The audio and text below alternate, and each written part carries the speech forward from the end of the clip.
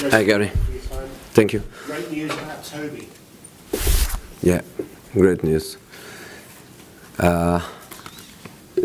We are happy. We club, we are happy. Toby is happy.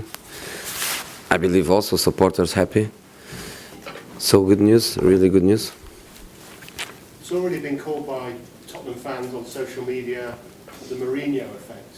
After nearly over a year of speculation, he's now signed. How much of an influence on that have you had? Little. I believe little.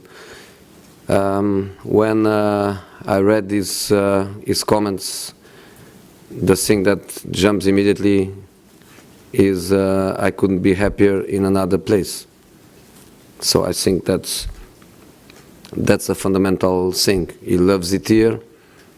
He was always happy here.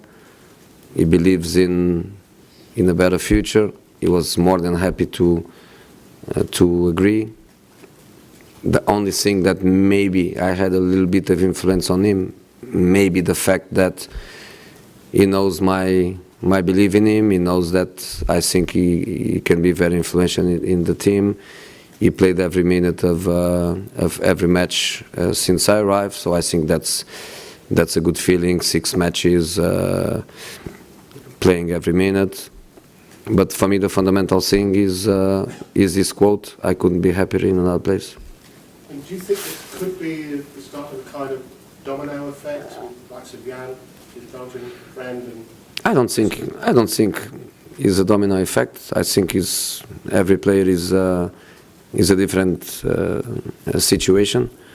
I think for a player in the last year of contract to sign a contract must be a union of desires. Is the club, is the manager, is the player, is the agent, eventually the family or friends, but must be like a union of desire. And with Toby, that expression of desire come at the same time from every person involved. So he's done. Toby is done. He stays with us.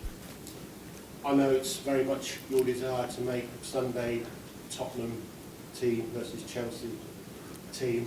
Can you get away from the Jose Mourinho Yes. playing his old club? Of course I can. I can. Maybe others, they cannot. Maybe you cannot. I can. For me, it's a game. For me, it's a game. I am 100% Tottenham. I am 100% my club, always. All my career, 100% my club. And no space at all for my previous clubs. My previous clubs, I gave everything to all of them. Everything. I kept nothing from me. I gave everything to my previous clubs. But they are my previous clubs. So I give everything I have to my club, and my club is Tottenham. So for me, it's so easy to play that game. Difficult because of the quality of Chelsea, but not difficult for the emotional point of view. Not at all easy. But having said that, your record, Jose Mourinho's record against your former clubs at home, is very good. Played 13, won 12, drawn 1. You know more than me, because I had no idea. I don't know. I play against Porto. I play against Chelsea. I don't know. I'm not a stats man. But it's so easy for me to say always the obvious. I told the same when we play Manchester United. Before the game, is great to see some people that even now you consider your friends. After the game, the same feeling is good. But during the game, there is not 1 second to think about it, and there's not one inch of doubts. I am Tottenham 100%, and the same way I gave everything to make Chelsea supporters smile and be happy.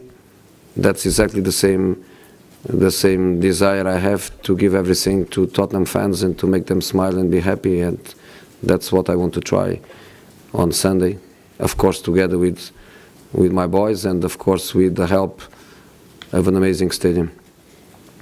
1 month ago when you came to Spurs, would you have taken needing to win a home game to go into the top 4? Of course, of course. When we arrived, we were 12 points distance. We were obviously closer to the bottom than to the top, but of course we knew it where we belong, and we knew it that was a question of time to leave these awful positions and to have an approach. But we were not looking to top 4. We never spoke about it. We were just speaking about let's try to get results and points and see where this situation is going to take us. You know, in this moment we know that we can end the year in the top 4, but end of the year is not important. Important is end of season, and this is not just between us and Chelsea. Manchester United is involved, Wolves is involved. There are many other teams involved in this top 6, top 4 fight. So every point is a crucial point. Every match is a big match. Obviously, we know that you're close to Frank. He's named you as an inspiration to him. Is this the most difficult period of his managerial career? One in the last 5 in the Premier League? You know, but this happens to everyone. Do you know who is the best manager in the world? He's the one that never lost a match. That guy is the best. When you are a manager, you lose matches. You have difficult moments, but that's the way it is. So I think our life is an accumulation of experiences. I accumulate experiences since 2001 or since 2000. Frank accumulates experiences since last year. I can imagine that after such a fantastic work he did at Derby, to lose the playoff final is also an experience that hurts. And this season in Chelsea is having fantastic matches, fantastic results, qualified the team to the next round of the Champions League. Is 4th in this moment. Is 4th in the difficult Premier League. So I think he's doing well. He's doing well. Final one from me, Jose. Glenn Hoddle obviously knows both clubs very well. Says that based on the fan base, the stadium, the training facilities, Tottenham is a bigger club than Chelsea.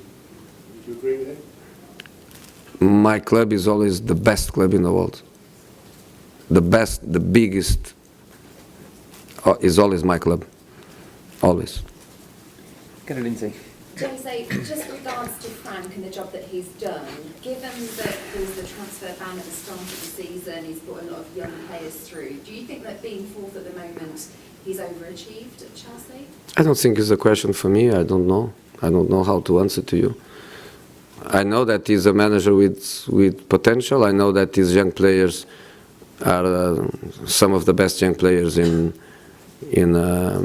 English football. I know that he has a great core of experience and quality players. When you look to William, Alonso, Rudiger, Kante, when you look to all these guys, you are speaking about some of the best players in the Premier League. When you look at the young guys, they are, I think, almost all of them now even full internationals with England. You are speaking about a fantastic squad.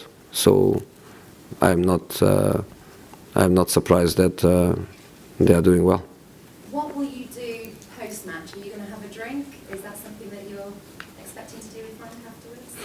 Don't think so, because our stadium is built in a way where my office is completely on the inside of our private headquarters, and until now I never invite any manager to go there, and I don't think I'm going to do that with Frank. But like I used to say, a big hug before the game and another big hug after the game. That's for sure, independent of results, independent of who is happy. I think our feelings are going to be forever. I will be always grateful to him for what he gave me as a player, and nothing is going to change. I love the guy. I will always love the guy. I hope he loses Sunday. One final one from me. Do you have an update on Hugo Lloris? I know that he has been training, but what's the latest in his progress of getting back into the team? He's a champion, and not just a champion of the world. He's also a champion as a professional. Works very, very hard, very brave, accelerates processes, but there are limits of that acceleration of process with such an important injury. But he's doing amazingly well. He's working with a different group of people, since the physios until the goalkeeper coach is working really, really hard. And you know, it's difficult to set up a date. I would say February. Probably I will be not far from it if I say February. And of course February goes from the 1st until the 28th or 29th? 29. 29? This year. So 29. George. Jose, hello. I watched you on Sky Sports earlier this season. You was at Anfield and you said you was worried about Chelsea. I was good, no? You was very good, very good, very good. But you saw this collapse coming? From this Chelsea collapse, the way you spoke about their defending against big teams? Well, it's a collapse that keeps them 4th in the Premier League, and that keeps them in the Champions League, playing an amazing knockout against Bayern Munich. If that is a collapse, it's not a bad collapse. They are fine. But you made some big progress against them in recent weeks, closing down this top 4 race. Because we won our matches. In 15 points we did 15, no? We did 12. Yeah, so we did lots of points. Even losing a match, no draws, so we won matches, we did lots of points. When opponents lose some matches, you have the chance to approach. That's a difficulty when you chase. That's a difficulty. It's like Man City. If Man City now, they win 3, 4, 5 matches in a row, and Liverpool doesn't lose points, it looks like they are not doing very, very well. But if they do it and Liverpool loses a couple of matches, then it's a different story. We does, and our direct competitors, Chelsea, United, Wolves, Arsenal, with all these good teams, we managed to do 12 points in such a small period of time, and we had an approach. Are you ahead of where you want to be in the race for the top 4? Did you think you could get in the top 4? In terms of the position, I am ahead of where I expected to be, because you depend always on the results of your opponent, and I couldn't imagine, and I cannot control that Chelsea lost a few matches, that Arsenal lost a couple of matches. The only control that we had was to beat Wolves, and Wolves was in front of us, and now they are behind us. A part of that we cannot control. And you have a great record managing against former players that have become managers. I think you won 11 out of 12. Do you get an extra kick from managing against players that you used to manage? I lost against Frank last year. That was the only one? Yeah, but I lost. But do you get an extra buzz out of managing against those players? No, not at all. Okay, go to Ellie. And you finish with Charlie. Tom Giondello is back in training. Is he fit enough to Yeah. play part of the weekend? Yeah, yeah. Where do you see kind of his role going forward? Is he going to be the passer alongside the defensive midfielder, or is he better than a 3 for you? He's a multifunctional midfield player. I'm not telling you the way we are going to play. I'm not even telling you that we are not going to change, because when you get more tactical culture and the players work more time with you, you are able to change. In this moment, clearly you could feel that in the first 2, 3, 4 matches I was very careful of trying to get the players into some stability and some dynamic, but Tanguy can play as a 6, as an 8, as a double.